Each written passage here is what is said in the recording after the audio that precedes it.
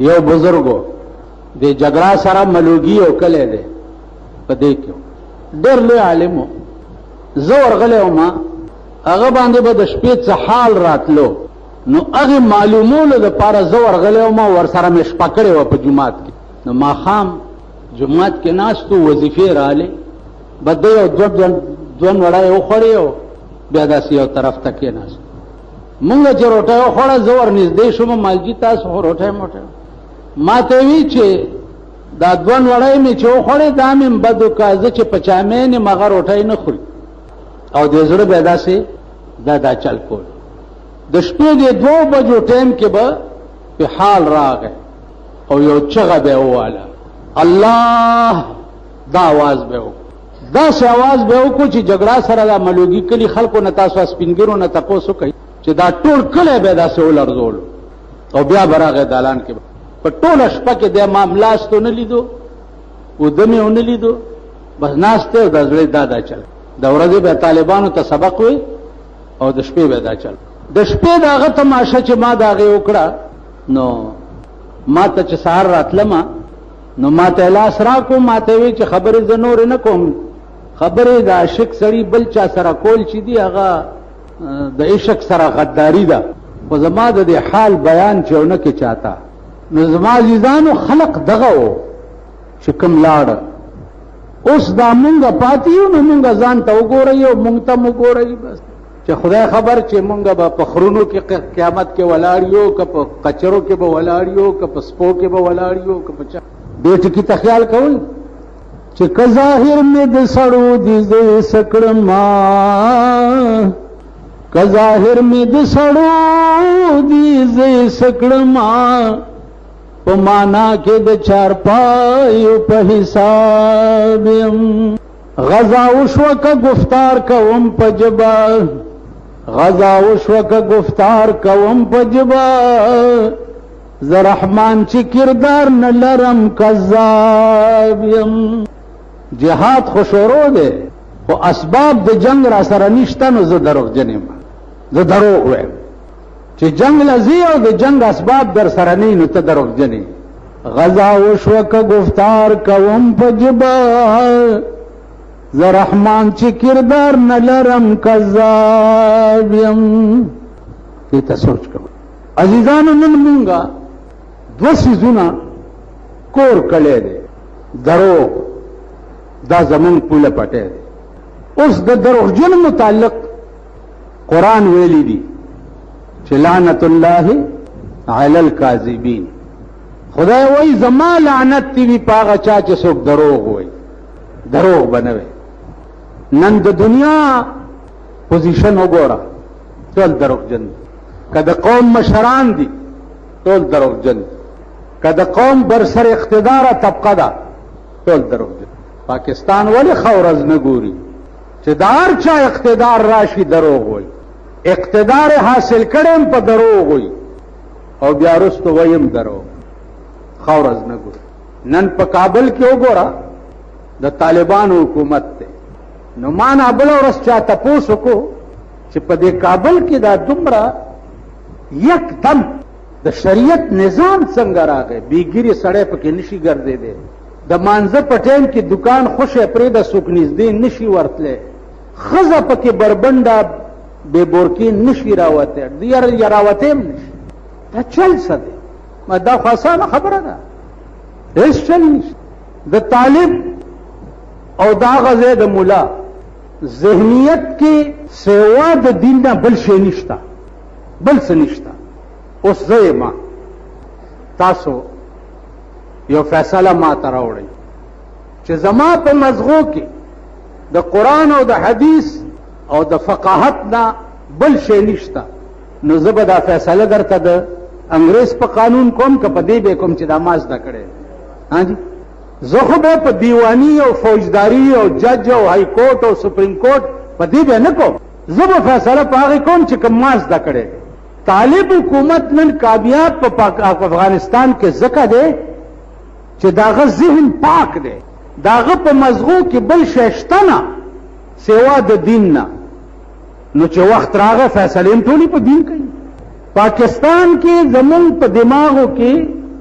کلک ډیر دین شتا ورسره امریکایت شتا ورسره لندنیت شتا ورسره چینیت شتا ورسره جرمنیت شتا ورسره روسیت شتا د دې ټولو پلیتو ملکونو مادي چې دی زمونږ په دماغو کې نو نن د دوی دماغ کې چونکې دین نشتا او امریکایت او لندنیت ته پکې نو دوی فیصله په دین ځکه نه کوي چې دوی له دین ورځي نه دوی په دین پوهېږي نه هغې فیصلې په دین ځکه کوي چې هغې له بېدیني ورځي نه ټول دین دی فیصلې ټولې په دین کوي بله خبره ده چې امریکا خدای هلاک که چې هلاک شي هغه مسلمان نن دې خبرو ته پرېږدي نه لیکن سر دست هغه چې کامیاب دي صرف په دې چې د هغې ذهنونه پاک دي ذهن پلیت نه دی کم شی چې په ذهن کې دی د ملک فیصلې هم په هغې کوي اوس که په پاکستان کې زموږ په ذهن کې قرآن وی زموږ په ذهن کې دین وی نن به د پاکستان دال وی ته ورشه دی کچرو ته 13 یو کیس دی 13 بې لیسنه تماچی چې چا سره ونیوه پولیس 13 کې پې پرچه ورکي هغه 13 کیس بې لیسنه تماچا 15 کاله کې نه خلاصي 15 لکه مجسټریټان پې بدل شي یو 13 کیس نه ختمیږي دیوانی په یو لیس ځمکه د چا سره جګړه ده یو لیس او دیوانی کیس کې مسله شروع شوه کلونه به تیر شي د یو لیس ځمکې فیصله به دیوانی عدالت نه کوي ججان به پې ځي او راځي ځي او راځي بدلیږي او را بدلیږي او د یو لیس ځمکې فیصله به ستا په ملک کې نه کېږي نو زه کله وایم چې د پاکستان حکمران طبقې خدای هم په ټپ وړانده که چې ړانده شئ تاسو له پیرنګیانو داسې قانون جوړ کړی دی چې ښه ورځ پې وګورئ ښه ورځ وګورئ اوس ستا په کور غله راله او ډاکه راله غلا یې درنه وکړه او غلو نیوی شو عدالت ته لاړو چې عدالت ته لاړو هغه باقي چې د په کور کې سپاتې دي آب هم خرڅی او بیا به دې په عدالت کې فیصله د غلا نه کېږي نن د غل ضمانت شو په ضمانت راووتو ورپسې ورن شو ورپسې سمن شو ورپسې پلانې شو ورپسې پلان په لوی قهر باخته دلته یو سړي جیب نه چا پیسې ویستې په دې سوزکو مزکو کې چې ګرځئ لږ په جیب لاس ږدئ پیسې تې ویستې وې چې هغه پولیس ته تللی دی پولیس والا ورته وایي چې بس خیر دی ګزاره کوه بھیا 23,000 روپۍ رانه ویستې دي 23,000 پرون بل ورځ یو سړی راغی وی ډبګرۍ کې مې 1500 اچانه قرض واغستې بجلی بل مې داخلولو او چې تر دکانه راتلمه زه وم او 1500 روپۍ مې جیب کې نه وي پاواتې چا ویستې نو 30,000 روپۍ ته چا ویستې پولیس ته لاړو هغه بس پرېږدی خیر دی دغه مه کوه نه نه زه کیس الټه پولیس والاو کیس په هغه درج چې دی د دروغو دعوې کوي په خلک اوس نن درېیم ورځ ده په ده پسې پولیس ځي راځي چې تا پسې بلا ضمانت وارنټ دی دا ستا ملک دی دا ستاسو وطن دی کله کله د دفتر والا غوړکړي غوندې راوځي نو زه وایم چې د غوډو ټوکری وي او په ده مې وسړولی چې کوم یې ته روانې دفتر ته روانې په دفترو کې وګوره د یو ټیډي پیسې کار څوک نه کوي یو ټیډي پیسې کار ټوله ورځ ناست دي یا شنې چیسکي یا تورې چیسکي ورسره بسکټ دي یاران دي او دوستان دي او ګپې شپې نواز شریف لاړو صدر کلیکټن سره 35 منټ ملاقات کړی دی 35 تاسو رښتیا وویل خبره پوهېږئ که نه سم کښېنه لکه په لکۍ وه داسې راته ناست یې لکه چې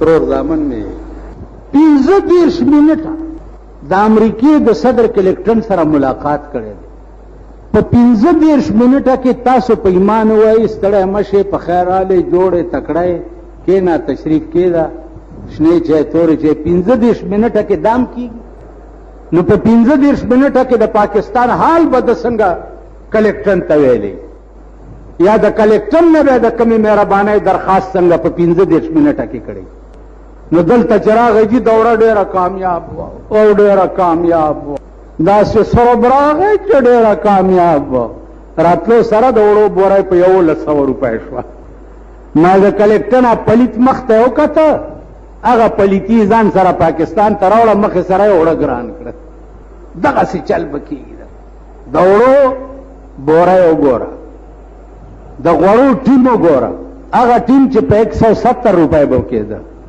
هغه ټیم نن 700 روپو ته رسېدلی. هغه د ډالډې ډبې چې په 25 روپۍ به کېده، هغه ډبي پښتنه وکړه په څو کېږي؟ 280. هغه ډبې په 280 روپۍ. او بیا دغه ډبي چې دې کې دا کم غوړي دي او د کراچۍ نه د دې دا تیل راځي، هغه د کراچۍ تلونه دي، خدای درته نه ښایي. کم تیل د غوړو چې د کراچۍ نه راځي او کم تلونو کې هغه تیل پراته وي، هغه تلونه لږ وګورئ چې هغې کې څه شی پراته وي. لنډ لرې مه ځئ، لرې مه ځئ. یو دکاندار ته ورغلم، د شړشمو تیل مالې پکار دی. ویل جی بل ټیم به راوړو، دا ټیم خو لږ ښه نه دی. مال څه چل دی پکې؟ ویل مګه پکې پرېوتې وه. مال نو سبب پکې دی؟ ویل دا پیکاوړو والا وړي خیر دی، خرڅ به شي.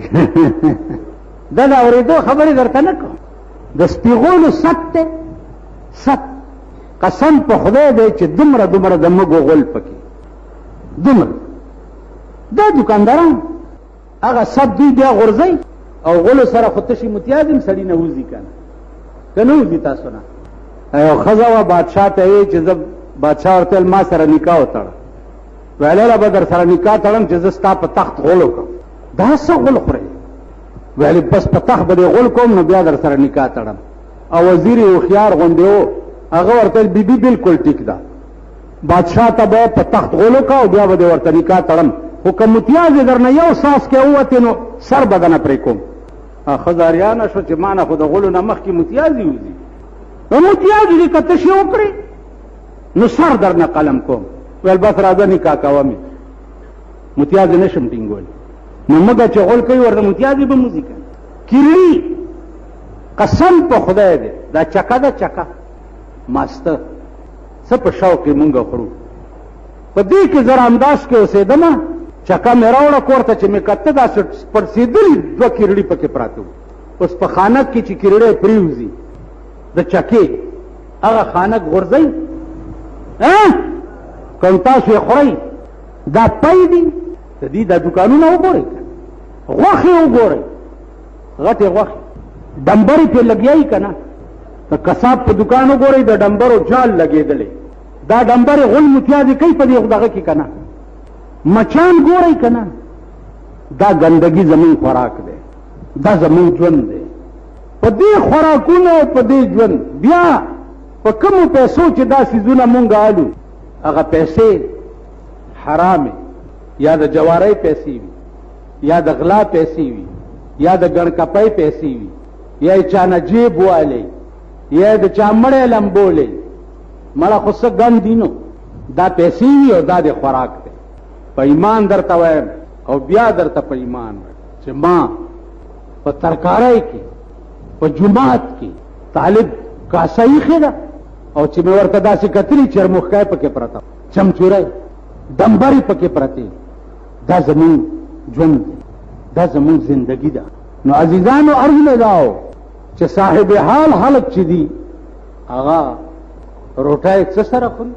د پیاز پاڼه نوړی نه تو کي، شین مرچکې وټکئ، یو سور باټینګړ پکې واچئ، هغې سره روټۍ وکړئ. که دا نه وي تشو اوبو کې مالګه واچئ او نوړی خولې ته کوي او د هغې ګوټ ورسره وي. که زیات زړی وشي د مسورو دال راوړي، وینځي، صفای کي، د هغې پخه کي او د مسورو دالو کې روټۍ ماته کي. او صاحب حال خلقو خوراک دای.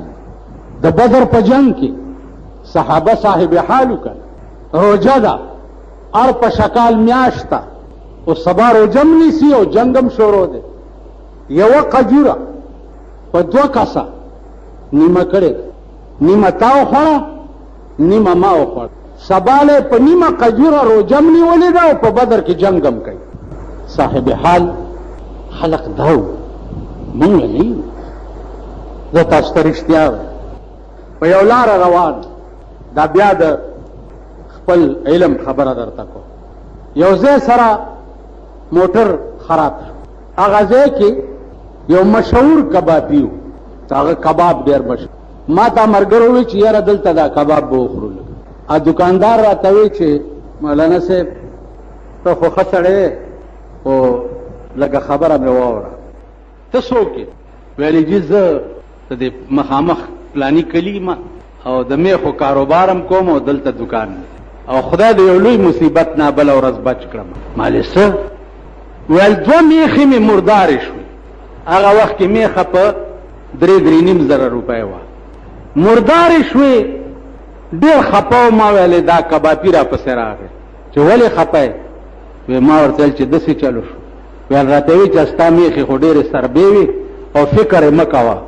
وی لاړو 2 میخې روچتې کې وسې چاړی پراخ کا او په دکان کباب ته پاخه کوي 10,000 روپۍ راته وکړې مردارې میخ.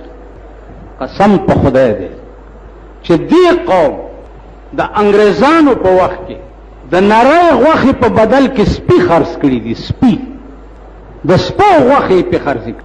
بیا انګریزانو وخت کې دا آرډر وشو چې د ګډوري دا خپې چې دي دا به تر هغې پورې ځوړند دي چې څو پورې غوښه خلاصه شوې نه وي، چې هغې ته راپورټ لاړو. د سپو غوښې د اسپو غوښې دې قوم په دې خلکو خرڅې کړي او پې خوړلي. دا څه بني آدم دي یا داسې انسانان دي؟ نو انسانیت دا دولتمند خلق وګوره، د دې دا میلونه دي د وړو، دا څومره اوچې روټۍ چې راټولېږي په دې کوڅو کې او دې کورونو نه، دا اوچې روټۍ دې میلونو ته ځي او واپس بیا په دې وړو کې وړه کېږي. نو رحمان بابا وایي چې انسانیت خو په دولت نشي رحمانا،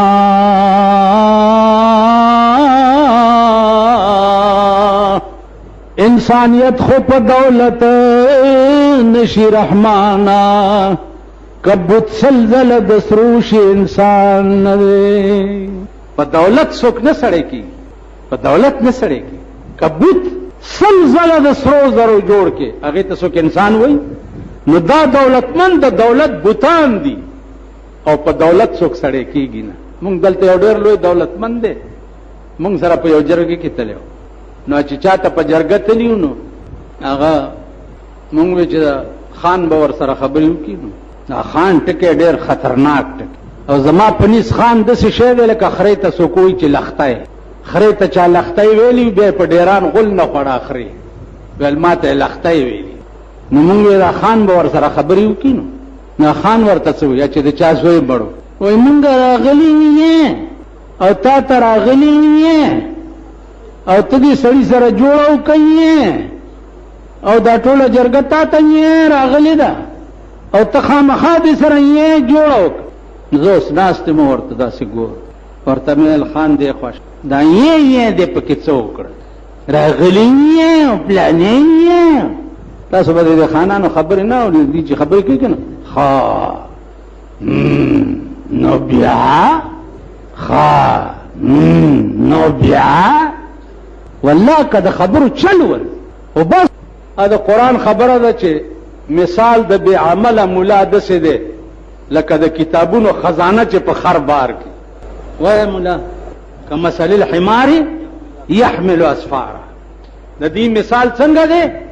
لکه د کتابونو گنج او خزانه په خر بار کې. د بې عمله ملا داسې مثال دی او د بې سړیتوبه سړي داسې مثال دی لکه د دولت خزانه په خره بار کې. نو خر خو نه سړی کی، نن دولت خرو ته په لاس ورغلی. یو بل ټکی واوره په ټپو کې نه چې پاکستانی قوم نامه یو په غبر ګوړون دي دغه او لاس ټپی او سویني نه دی. خو ګور کلرک هغې دپاره دا شرط دی چې یا اف وي یا بي. نو جونیئر کلرک برتی کېږي یا اف وي یا بي. د سپۍ دپاره دا شرط دی چې ته به اله سپۍ کېږي چې 10م پاس وي. ټیک دا قانون دی. کوالیفیکیشن راوړاو، کاغذونه راوړاو، ډومیسایل راوړاو، پلانې راوړاو. او د وزیر دپاره 4م جماعت هم شرط نه دی. 4م چې 4م یې ویلې یا به وزیر کېږي دا شرط هم پکې نشته. نه چې د بازګل کوته کې او قوم ولا ووټ ورکړي یا به وزیر کېږي. نن راشي دا وزیرانو کې دا هیلث منسٹر دی، دا ایجوکیشن منسٹر دی، دا پلانیګیشن منسٹر دی، دا لا قانون منسٹر دی، دا پلان تعلیم څومره دی. اوس یو خزه ته چاوي د زوی واده دی غړېږي نه وی چل ناراضي وی خاصه خوځره خوځنه وشو غړې د صدقه ته خو نه وي وډول کی ته خوځره خوځن دستا ملک دی دستا وطن. دو کسو سره مې دا کار کړي تعلیمی حیثیت خو وو په الیکشن کې ولاړو داسې مې ودرول مالو وایي چې یو دوا درې په مونږ د خزه په درې کانی طلاقي چې مونږ به خرسي ګمنا او مونږ به تختمنا. ویل چې یو دوا درې په مونږ د خزه په درې کانی چې وخت راغی غدوانه او تختې ده. اوس هغه دواړو له د زمري زړه ورکه ما ته مخامخ کېږي نه. هغه ورځ مې ما یو ولیدو په صدر کې مخې داسې ومنډه یې کړه ښځې مې پې طلاقي. نو بس همغه خبره ده چې زاغان کې ناسته په سر د سر وي توتیان ته لاندې د ځان ویرونه کوي. زاغان کې ناسته په سر د سر وي توتیان ته لاندې د ځان ویرونه کوي. رزیلان پاسی عبدالعظیمہ په شریفانو اعتراضونه کوي. رزله د زمانه په سر د سر وناست توتیان د زمانه خاورې په سر باج کوي. نو عزیزانو دا دعا وکړئ تاسو وګورئ تاسو په دې ملک کې کربونه روپے خرج یوازې په دې محکمو دی. عرب ملکونو ته ورشئ په مکه کې ما تپوس وکړو چې دلته کچرای عدالت پلانې ډینګړې معلم ما ته وایي امیر یحیی خدای دې وبخي هغه ما ته وایي چې لیس هنا کچرای او اف آی آر او پلانې دا وګوره بابو سعود د پاس دفتر دی یو قاضي پکې ناست دی یو قاضي د دې ټول مکی حکومت چلی. ایجوکیشن هم دا دی هیلث هم دا دی قاضي هم دی ہائی کورٹ هم دا دی سپریم کورٹ هم دا دی جج هم دی مجسټریټ هم دا دی. دا یو قاضي ارڅ دی کیس وشو لاستړلې سړی ورته پیش کړو پټک یا ته سر پرې کوي یا ته لاس پرې کوي یا ته غوږ پرې کوي یا ته پوزه پرې کوي یا ته خپې پرې کوي بس ختم شو خبره. ما معلم نه تاسو کو چې دا اولی ما تل مولانا صاحب دلته د یاري په کلونو باندې کیس نه کیږي نو داغه د پاره د عدالتونو ضرورت څه دی. چپ جلسه خو نه ده کیس نه کیږي نو دلته د عدالتونو ضرورت څه دی. کیس نه کیږي نو دلته د عدالتونو ضرورت څه دی. نن 15 کروڑه محکمې دي ستا په پاکستان کې. یو محکمه د پی ډی اے اوس دفتر آیات آباد ته لاړو. د پی ډی اے څه کار دی او کچرتا د کور نه بار دی داسې چونه وکړه پی ډی اے ډایرکټر د پاسه مجسټریټ کودال سره ور سره نو قانون دی لاس کې واغسته تا پی ډی اے نه اجازه اغسته چې دا چونه دي دسې وکړه. اوس در باندې بل قهر را روان دی ان شاء الله. د کورس مکه به په فوټوارای ناپ کی او د فوټ په سر به در باندې ټیکس لګي.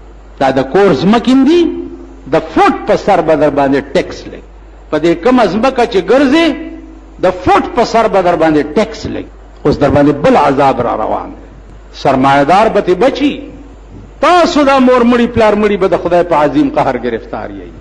نو عزیزانو صاحب حال شي خدای ته رجوع شي په صحیح مانو کې د خدای